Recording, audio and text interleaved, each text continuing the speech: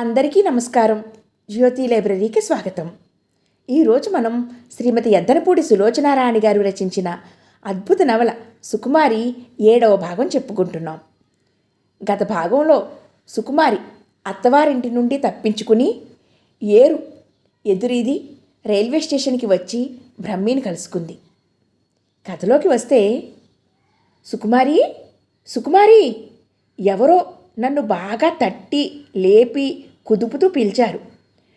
నిద్రలో కూరుకుపోయి ఏ లోకంలోనో ప్రశాంతంగా యోగ సమాధిలో ఉన్నట్టు గాఢ నిద్రలో ఉన్న నేను బరువుగా ఉన్న కనురెప్పల్ని బలవంతంగా అయిష్టంగా విసుగ్గా తెరిచాను.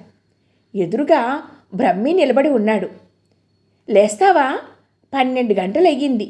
రాత్రి నుండి నువ్వు ఏమీ తినలేదు. కాస్త కాఫీ అయినా తాగి మళ్ళా పడుకుందువు గాని.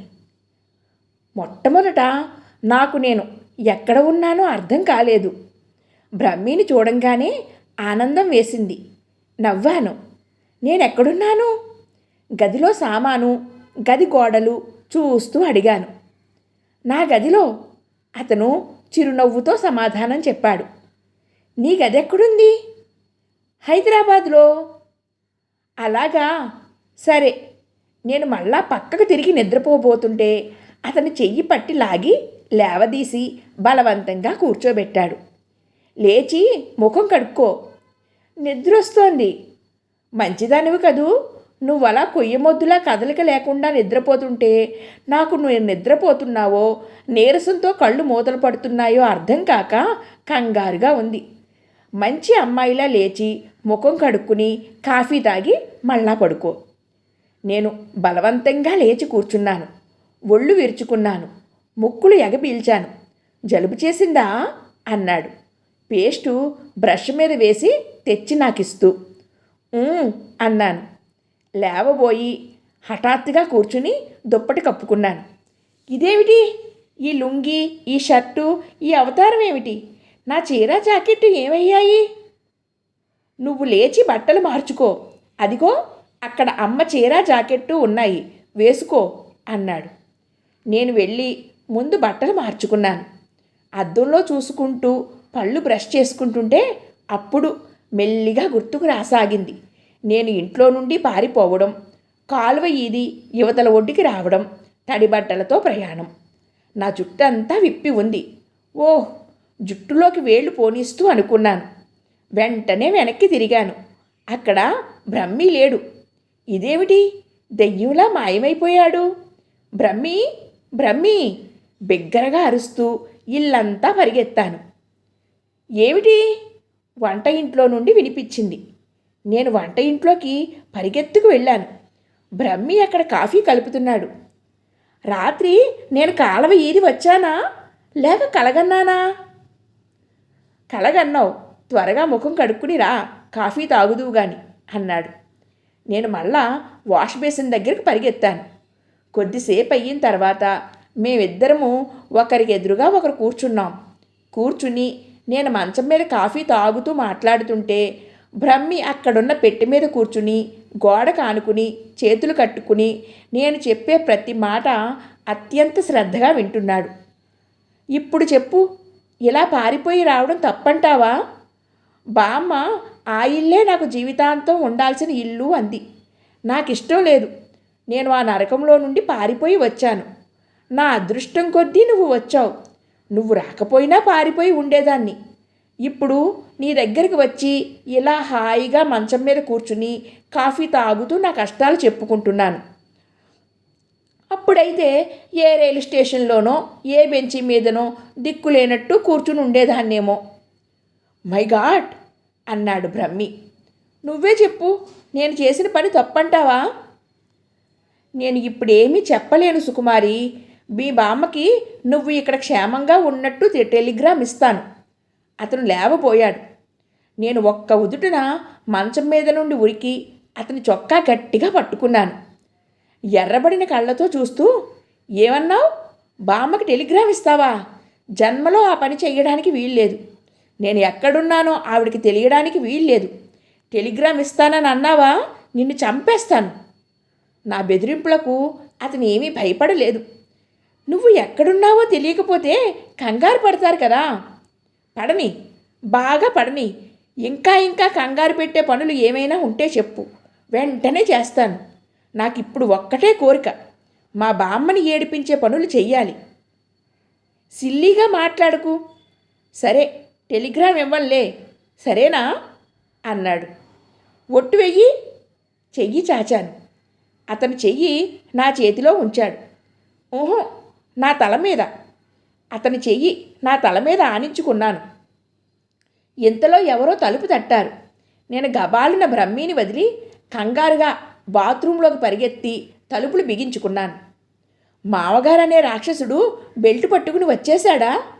అయిపోయింది నా పని. ఇక నేను సంబరపడిన ఈ ఆనందం ఇంత కొంచెంసేపే అన్నమాట. చెవులు రిక్కించి ఆయన కంఠధ్వనిని విన్నాను. కానీ వేరే వాళ్ళ కంఠం వినిపించింది. నాకు అమ్మయ్యా అనిపించింది. వాళ్ళు కాసేపు మాట్లాడి వెళ్ళిపోయారు. బ్రహ్మి వచ్చి తలుపు తట్టాడు. నేను యువతలకి వచ్చాను. అతను నన్ను లోపల ఉంచి క్యారియర్ తీసుకుని హోటల్కి వెళ్ళాడు. బయట తాళం వేసి కిటికీలో నుండి తాళం చెవులు నాకు ఇవ్వమన్నాను. బ్రహ్మి అలాగే చేశాడు. నేను అతను వచ్చేసరికి స్నానం చేసి బట్టలు మార్చుకుని జడ వేసుకున్నాను. అత్తయ్య పెట్టే బట్టలు, దండం మీద ఆ చీరలు, వంటగదిలో ఆవిడ దేవుడి పటాలు అన్నీ ఇక్కడే ఉన్నాయి. బ్రహ్మి క్యారియర్ తెచ్చాడు. నేను కిటికీ రెక్కల సందులో నుండి చూసి కిటికీ తలుపు తీసి తాళం చెవి ఇచ్చాను. బ్రహ్మి మా ఇద్దరికీ ప్లేట్లు పెట్టి అన్నం వడ్డించాడు. అత్తయ్య ఇక్కడే ఉందా అడిగాను. అతను తల ఊపాడు. ఊళ్ళోనే మా బంధువులు, పిన్ని వరస అవుతుంది, వాళ్ళ ఇంట్లో పెళ్ళి, అక్కడికి వెళ్ళింది, రేపు వస్తుంది.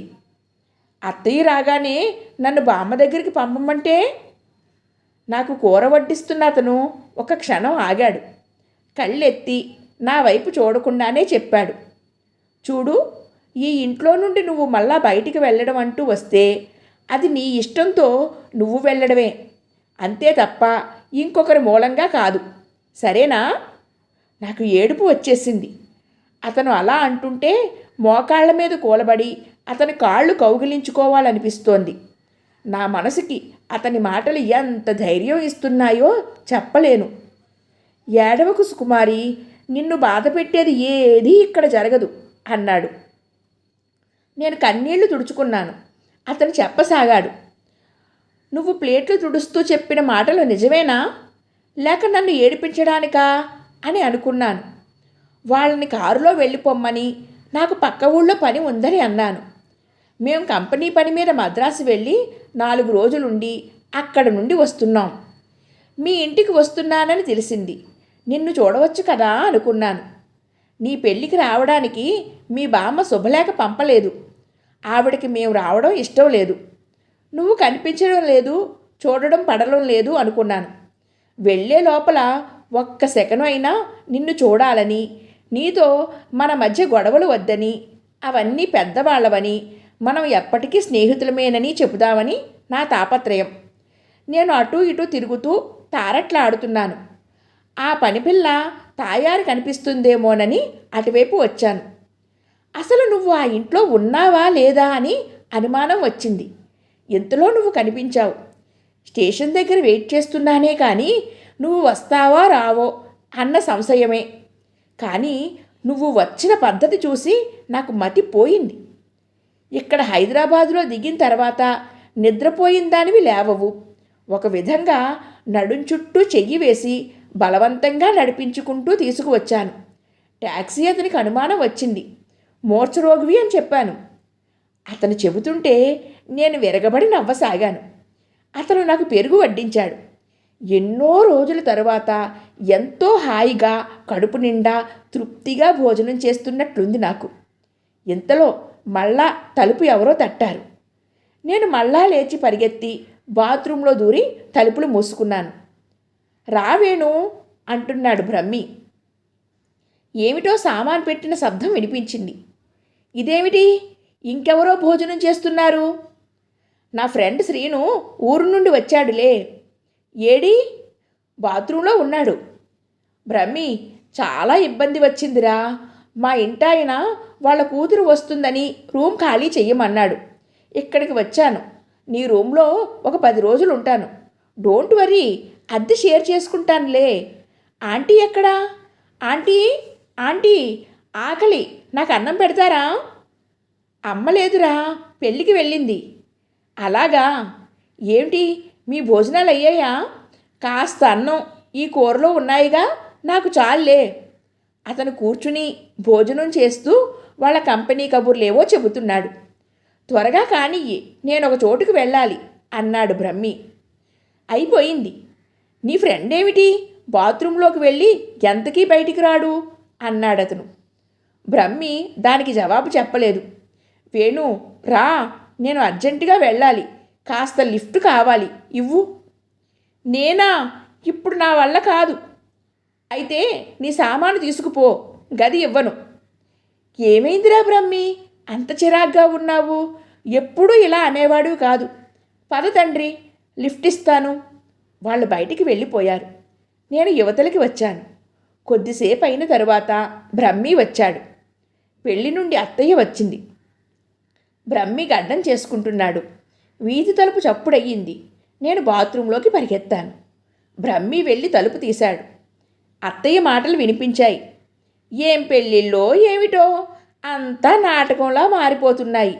ఆ పెళ్లి కొడుక్కి ఈ తతంగం అంతా ఇష్టం లేదుట. పిలిచేవాళ్ళకి విసిగే, వచ్చేవాళ్ళకి చిరాకే. భోజనాలు ఎంత దరిద్రంగా పెట్టారని. అత్తయ్య గొంతు వినగానే నేను ఆనందంగా తలుపులు తీసుకుని వచ్చాను.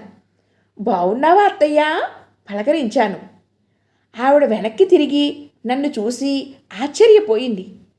ఇదేమిటి అంది. సుకుమారి మొన్న వచ్చిందమ్మా అన్నాడు బ్రహ్మి. బాగున్నావా అత్తయ్య? పెద్దరికం తెచ్చుకుని మళ్ళా పలకరించాను. ఆ దేవుడు పుణ్యమా అని బాగానే ఉన్నాం.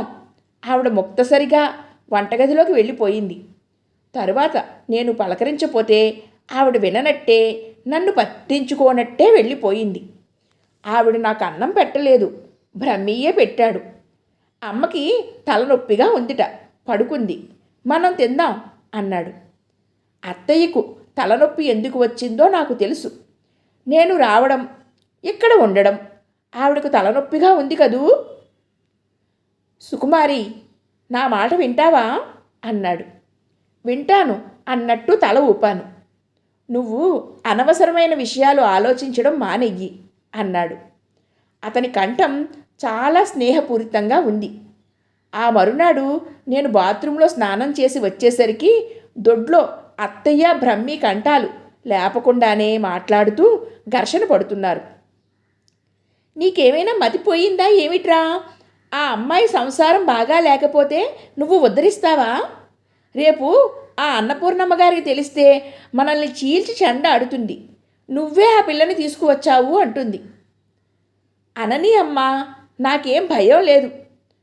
వాళ్ళు మనల్ని అంత అవమానం చేశారు. పెళ్లి చేస్తామని మభ్యపెట్టి అవతలికి తరివేశారు. అదైనా నీకు గుర్తులేదా? అది పెద్దవాళ్ళ అభిప్రాయ భేదం, మాకు సంబంధం లేదమ్మా. మనకన్నా డబ్బు గల కుటుంబంలో ఇవ్వాలి అని ఆవిడ అనుకుంది. అది ఆవిడ ఇష్టం. నువ్వు ఆ అమ్మాయి ముఖం చూడగానే అన్నిటినీ సరిపెట్టుకుంటున్నావు. ఒరేయ్, వాళ్ళు చేసిన అవమానం నువ్వు మర్చిపోయినా నేను మర్చిపోలేనురా. ఇప్పటికీ నాకు రక్తం మరిగిపోతోందిరా ఆవిడ అరిచింది. చూసావా అమ్మా, మర్చిపోవలసిన సంగతులు గుర్తుపెట్టుకుని నీ మనసులో మంటలు నువ్వే రేపుకుంటున్నావు. అది నీకే నష్టం. నీకు బీపీ ఇలా ఆవేశపడితేనే కదా వచ్చింది. నీ అంత శాంతంగా నేను ఆలోచించలేను. నువ్వు ముందు ఆ అమ్మాయిని ఈ ఇంటి నుండి తక్షణం పంపించేయి. అమ్మా, ఇందాకే చెప్పాను, సుకుమార్ ఈ ఇంట్లో నుండి వెళ్ళడం అంటూ వస్తే తన ఇష్టం మీదనే వెళ్ళాలి. అంతవరకు ఇక్కడే ఉంటుంది. ఈ ఇంట్లో నీకు నాకు ఎంత అధికారం ఉందో సుకుమార్కి కూడా అంత అధికారము ఉంది. ఏమిటి ఏమిట్రా నువ్వనేది? నిన్ను కనిపించిన నేను, ఆ అమ్మాయి ఇద్దరూ ఒకటేనా? ఇదేనా నువ్వు చెప్పేది? ఏమిటో ఆ అధికారం, అదేమిటో చెప్పు. అమ్మా, నువ్వు నన్ను కని పెంచావు నిజమే. కానీ నేను చదువుకున్న ఈ చదువు, ఇప్పుడు చేస్తున్న ఈ ఉద్యోగం, మనం నిశ్చింతగా ఉంటున్న ఈ ఇల్లు, ఈ భోజనం అంతా ఆ అమ్మాయి చలవే అమ్మా. ఆ అమ్మాయి మూలంగానే అన్నపూర్ణమ్మ గారు నాకు చదువు చెప్పించింది. ఆ పంచన ఈ పంచన పడి ఉండకుండా నాకంటూ ఒక భవిష్యత్తు నాకు ఏర్పడేలా చేసింది. ఆవిడ ఏదో చెయ్యలేదనే అసంతృప్తి పడి ద్వేషించే కంటే ఆవిడ చేసిన మేలు గుర్తుపెట్టుకుని గౌరవించడం మంచిది కదమ్మా. ఏమిటో నీ మాటలేమీ నాకు అర్థం కావడం లేదు. సుకుమారి కనిపించేసరికి నువ్వు మారిపోయావు. ఉన్న మాట గుర్తు చేస్తే ఒప్పుకోలేక అన్యాయంగా ఇంకొకరి మీద నిష్ఠూరం ఎందుకు వేస్తావమ్మా? ఏమిట్రా నీ ఆశ? ఆ అమ్మాయిని పెళ్లి చేసుకుందామనా? ఛీ, ఎందుకమ్మా అలా తొందరపడి మాటలు అనేస్తావు? మేమిద్దరము స్నేహితులం అమ్మా. ఒక స్నేహితుడికి కష్టం వస్తే ఇంకొక స్నేహితుడు ఆదుకుంటాడు. నేను ఇప్పుడు అదే పని చేస్తున్నాను. సుకుమారి ఒకవేళ ఆవేశపడి అత్తవారింట్లో నుండి వచ్చేసిందేమో, రేపు మనం నచ్చచెబితే అత్తవారింటికి వెళుతుందేమో. వెళ్తానంటే నేను ఆనందంగా తీసుకువెళ్ళి దించి వస్తానమ్మా. ఎందుకురా ఈ గోలంతా నీకు? అదిగో మళ్ళా మొదటికి వచ్చావు. ఒరేయ్ బ్రహ్మి, నువ్వు ఎన్ని చెప్పినా నా మనసు శాంతించదురా. మనకు వాళ్ళు చేసిన అవమానం నా జన్మలో మర్చిపోలేను. అవమానం చేసింది అన్నపూర్ణమ్మ గారు, సుకుమారి కాదు. ఎంత బాగా వెనకేసుకొస్తున్నావు. ఇదిగో ఒక్క మాట తేల్చు. ఈ ఇంట్లో నేనైనా ఉండాలి, ఆ అమ్మాయి అయినా ఉండాలి. నువ్వు ఎంత హఠం ఎందుకు చేస్తావమ్మా? బ్రహ్మి కంఠం బాధగా ఉంది. వాళ్ళంటే నాకు పడదు కాబట్టి. చెప్పు, ఆ అమ్మాయిని ఎప్పుడు పంపిస్తున్నావు? ఆవిడ నిలదీసింది. సుకుమారి ఈ ఇంట్లోనే ఉంటుంది, ఇందాకే చెప్పాను. ఏ అధికారంతో పెళ్ళైన పిల్లని అట్టే పెట్టుకుంటావురా? ఒక స్నేహితునిగా అని ఇందాకనే చెప్పాను. అందరూ కోడై కూస్తారు. కూయని, నాకేం బాధ లేదు. అతని ఇంట్లో నుండి వెళ్ళిపోయాడు. అత్తయ్య బట్టలు తీసుకుని సర్దుకుంటూ ఏడుస్తోంది. నేను భయంగా దిగులుగా దగ్గరకు వెళ్ళి చేతులు జోడించాను. అత్తయ్య, నేను ఎక్కువ రోజులు ఉండను, త్వరలోనే వెళ్ళిపోతాను. నా అర్థింపు ఆవిడను కరిగించలేదు. నువ్వు ఆ మాట గుర్తుపెట్టుకుని ఎంత త్వరగా వెళ్ళిపోతే అంత త్వరగా నా కొడుకుని ఉద్ధరించిన దానివి అవుతావు. మా బతికేదో మేము ఒక మూలకు వచ్చి బతుకుతున్నాం. మా దగ్గరికి వచ్చి మళ్ళా మమ్మల్ని ఎందుకు బజారు పాలు చేస్తావు? నువ్వు ఈ ఇంట్లో నుండి వెళ్ళే వరకు నేను ఈ ఇంటికి రాను. వాడు ఎలాగూ నువ్వంటే ఉన్న ఇష్టంతో నీ చెప్పలేకపోతున్నాడు. నా మాట వినడం లేదు. నువ్వైనా గుర్తుపెట్టుకుని ఎంత త్వరగా మా ఇంట్లో నుండి వెళ్ళిపోతే అంత సంతోషిస్తాను. నీకు మా ఇల్లిచ్చి నేను ఆ పంచనా ఈ పంచనా తల దాచుకోవాల్సి వస్తోంది. నా కష్టాలు తీరాయి కదా అనుకున్నాను. ఎక్కడ తీరాయి? ఇదిగో నా వెన్నంటే ఉన్నాయి అంటూ ఆవిడ పెట్టె తీసుకుని వెళ్ళిపోయింది. నేను ఆపినా ఆగలేదు. అత్తయ్య ఎందుకు అంత మొండి పట్టు పట్టిందో నాకు అర్థం అవుతూనే ఉంది. బామ్మ వాళ్లకు చేసిన అవమానం అలాంటిది. పెద్దవాళ్ళు చేసిన తప్పులకి చిన్నవాళ్ళకి శిక్ష అంటారు. ఇదే కాబోలు. అసలు పట్టించుకోవలసిన బ్రహ్మి పట్టించుకోనే లేదు. అతను ఎంతో మంచివాడు అనుకున్నాను. 2 వారాలు గడిచాయి. బ్రహ్మికి నేను గుండెల మీద కుంపట్లా తయారయ్యాను. మా ఊరు నుండి వచ్చే ప్రతి అడ్డమైన వాడు బ్రహ్మి గదికే వచ్చేస్తాడు. బస్సో రైలో దిగ్గానే సరాసరి ఇక్కడికి వచ్చి వెంట తెచ్చిన సంచో పెట్టో ఇక్కడ పెట్టి దర్జాగా స్నానం చేసి వారి పనులు చూసుకోవడానికి వెళతారు. రాత్రికి పనులు ముగిసిన తరువాత పడుకోవడానికి వస్తారు. ఒకసారి ఇలా ఊరు నుండి వచ్చిన వాళ్ళు 5-6 పైనే ఉండడంతో బ్రహ్మి బయట వాకిట్లో చాప వేసుకుని పడుకోవడమో, వీధులైటు దగ్గర కింద కూర్చుని చదువుకోవడమో జరుగుతుందట.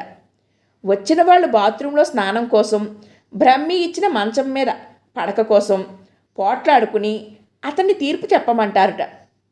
బ్రహ్మి స్వతహాగా ఎక్కువ మాట్లాడడు, ఎప్పుడూ సీరియస్గానే ఉంటాడు. అతను నవ్వగా నేను చాలా తక్కువ సార్లు చూసి ఉంటాను. ఎదుటివాళ్ళు చెప్పింది శ్రద్ధతో వారి తృప్తి కోసం వింటాడే తప్ప వాటిని రవ్వంత కూడా పట్టించుకోడు. పని ఉన్నప్పుడు తనకి అవసరమైన విషయం కోసం సూటిగా మాట్లాడి వెళ్ళిపోయే స్వభావం అతనిది.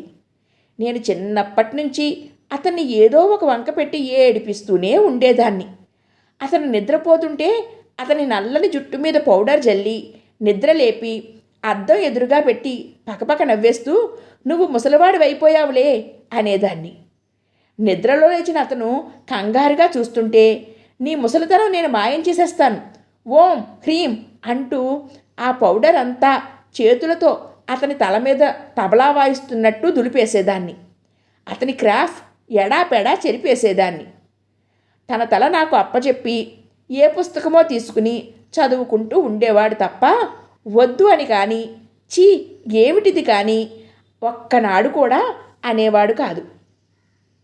అతను శ్రద్ధగా చదువుకుంటుంటే కాగితం ఉండలు చేసి టపీ టపీమని అతని వీపుకి పొట్టకి వేసి కొట్టేదాన్ని. వాటిని అతను చూసేవాడు కూడా కాదు. అతని చదువుకి నా అల్లరి ఆటంకం కాదు అన్నట్టు ఉండేవాడు. అతను అలా పట్టనట్టు చదువుకుంటూ ఉంటే నాకు రోషం వచ్చేది. పుస్తకం లాగేసేదాన్ని. అతని ఎదురుగా కూర్చుని అతని చేతుల్లో పుస్తకం లాక్కుని వెనక్కి పెట్టి ఇప్పుడేం చేస్తావు అన్నట్టు చూసేదాన్ని.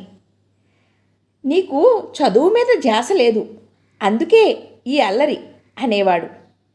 అవును, నేను చదువురాని మొద్దుని, సరేనా అనేదాన్ని. అబ్బెబ్బే, నేను అలా అనలేదు. నాకు తెలుసులేవోయ్, నేను కావాలంటే చదవగలను, కానీ నాకు చదువు అవసరం లేదు. నీకంటే డబ్బు గిబ్బు ఏం లేదు, అందుకే పుస్తకాలు పట్టుకుని కూర్చుంటావు. నాకేం కర్మ. అతని కళ్ళు బాధతో రెపరెపలాడేవి. కాస్త ఆగి చదువు కేవలం డబ్బు కోసమే కాదు అనేవాడు. మరి దేనికిటా? చదువు వల్ల చాలా విషయాలు నేర్చుకోవచ్చు, సంతోషం కలుగుతుంది.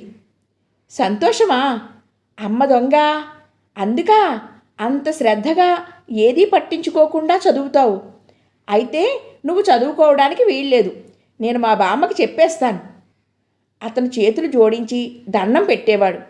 మహాతల్లి, ఆ పని మాత్రం చెయ్యకు. నువ్వు ఏం చెయ్యాలో చెప్పు, ఆ పని చేస్తాను. అయితే ఆడుకుందాంరా. చెయ్యి పట్టి లాగితే వచ్చేసేవాడు.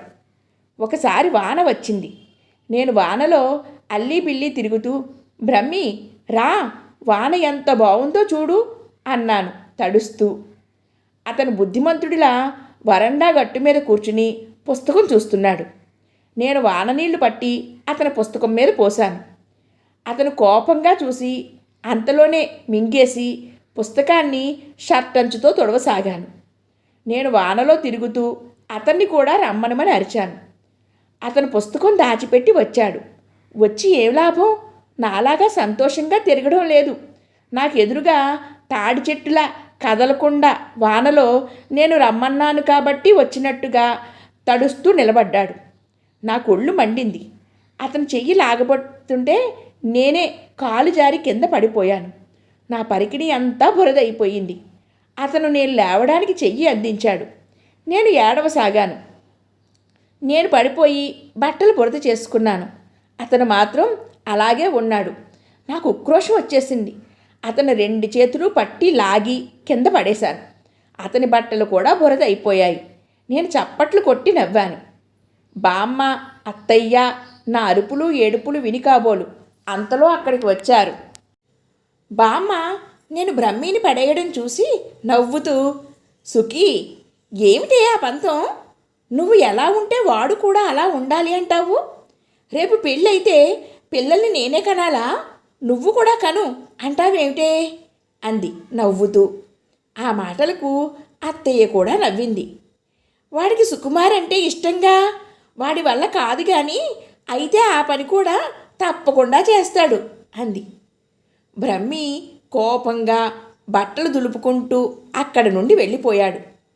బ్రహ్మి ఆఫీసుకు వెళ్ళిపోయిన తరువాత ఈ ఇంట్లో కూర్చుంటే వద్దన్నా నాకు మా చిన్నప్పటి సంఘటనలే గుర్తుకు వస్తున్నాయి. అసలు నాకు వచ్చిన ఈ కష్టాలన్నిటికీ కారణం మా బామ్మ. బ్రహ్మితో పెళ్లి చేస్తా అని చివరకు ఆ తుమ్మమొద్దుకి అంటగట్టింది. ఆ నరకం గుర్తుకు రాగానే నా ఒళ్ళు గగుర్పాటు చెందింది. అబ్బా ఛీ, అదొక జైలు. బిగ్గరగా నవ్వనే నవ్వకూడదు కదా.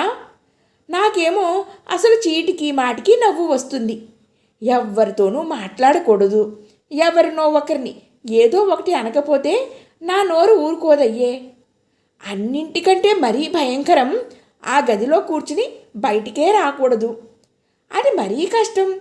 కాలు కదపకుండా ఎప్పుడూ గదిలో పడి ఉండడానికి నేనేమైనా ముసలమ్మనా, కాళ్ళు లేని కుంటిదాన్నా? నాకు ఇక్కడ ఎంతో ఆనందంగా ఉంది. ఈ గది చిన్నది అయితేనేం ఎంత ముద్దుగా ఉందో. నాకు స్వేచ్ఛగా సంతోషంగా ఉంది. మిగిలిన కథ తరువాయి భాగంలో చెప్పుకుందాం. Thank you friends. సర్వే జనా సుఖినో భవంతు. జై హింద్.